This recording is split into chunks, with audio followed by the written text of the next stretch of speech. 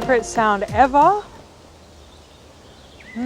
Well, we've got this toy dinosaur called Snappy Dinosaur that we got when we were a little bit drunk once, going down to buy things from the convenience store that might make a noise, and there was like a kids magazine that came with a snappy plastic dinosaur.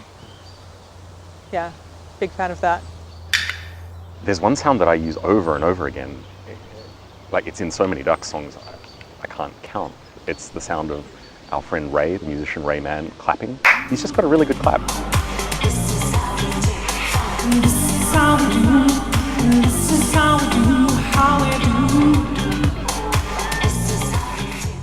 Well, I'm Craig. And I'm Lani. And we are Ducks making music for humans. Craig and I met about 4 years ago, and we've been making music together since we first met. I think the third time that we met each other, we started making music. And in that time, we've made 2 albums with a third one coming out soon, which is cool. Yeah.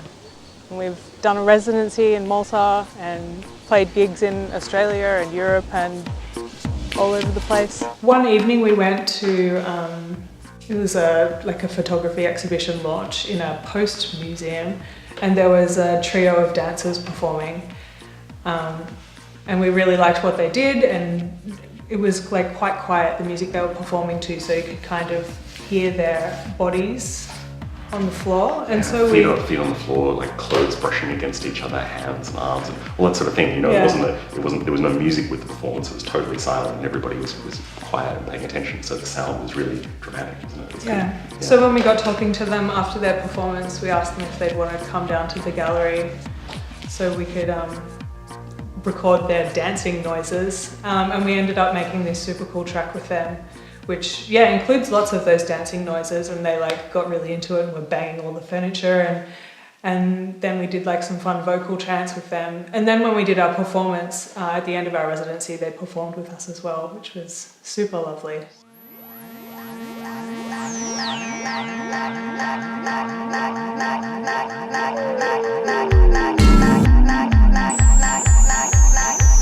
We have a little home studio with a bunch of different stuff in it. I guess the only thing that they all have in common is that they're all quite small and cheap. Yeah. It's a fairly crappy studio, but we're slowly getting into more like being, a big kids band and buying some actual real equipment. we're good at. I think we can record cheap noise as well.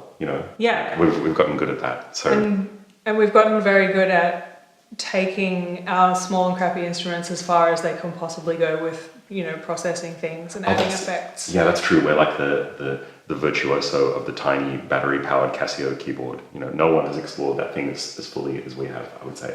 This is a little toy instrument that my sister was given for her birthday in 1984. It's still going. It's amazing. It has four sounds on it. You can have piano, organ. Fantasy.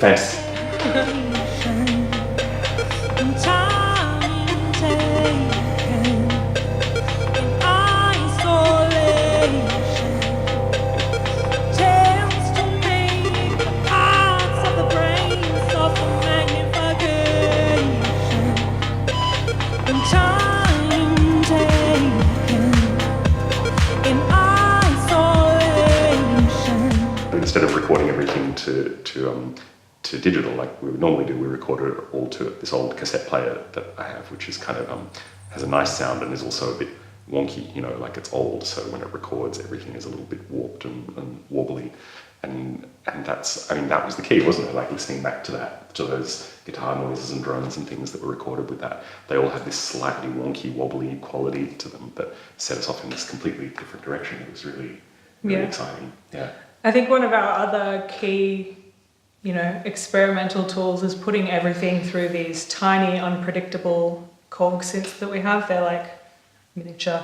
So playing everything through them and just messing with them as much as we possibly can until the sound is basically unrecognizable. But there are some really interesting textures that come out of it.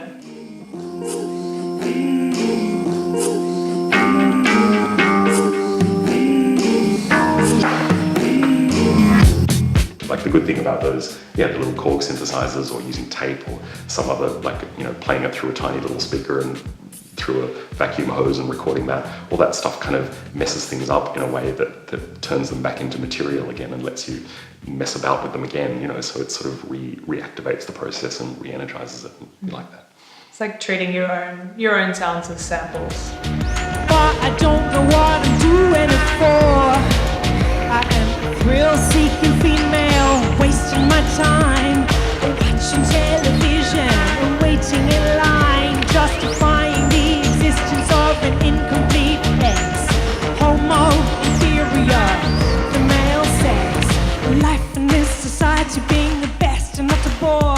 Do your job, but you don't know what you're doing it for. Got to overthrow the government, it makes sense. Destroy money and destroy the male sex.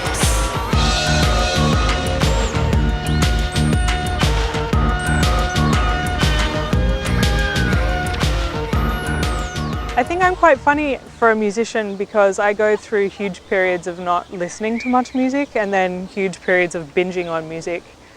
So for me, music is usually more a thing I do than a thing I experience, I guess. It's, my creative outlet. I think music is a sort of a mirror and a dynamo in our world. Like, it's kind of like what we were saying before about disco, right? It's a way, like when something like that happens, it's a way you can use it as a way of understanding what is going on in the wider world, like in society and politics and culture. I think music reflects all of those things. But of course it also changes things itself. It's not just a reflector, it does move things forward, because the ideas that are born in music and in musical conversations and in musical discourse have ripple effects throughout the culture and then onto even bigger and more important things. So that's what it means in my life. Night and day, I remain in a liquid state. Melt our way down the drain.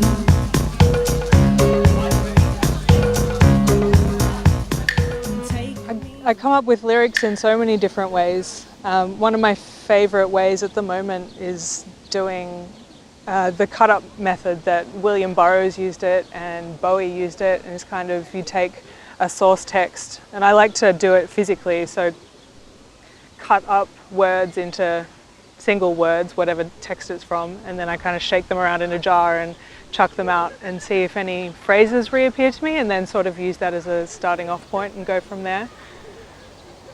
Yeah, that's something I've been doing recently. Sometimes Craig will just give me a phrase. Like recently we were talking about the Moulin Rouge for some reason, and then we tried to write a song.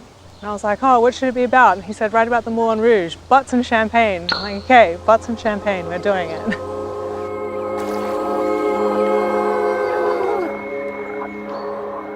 I mean, the really short answer is that you just really like ducks. And I'm a crazy duck lady. You're super into them and have owned several ducks. And, the more complex answer is that I once saw an interview with the filmmaker David Lynch, who's one of my heroes.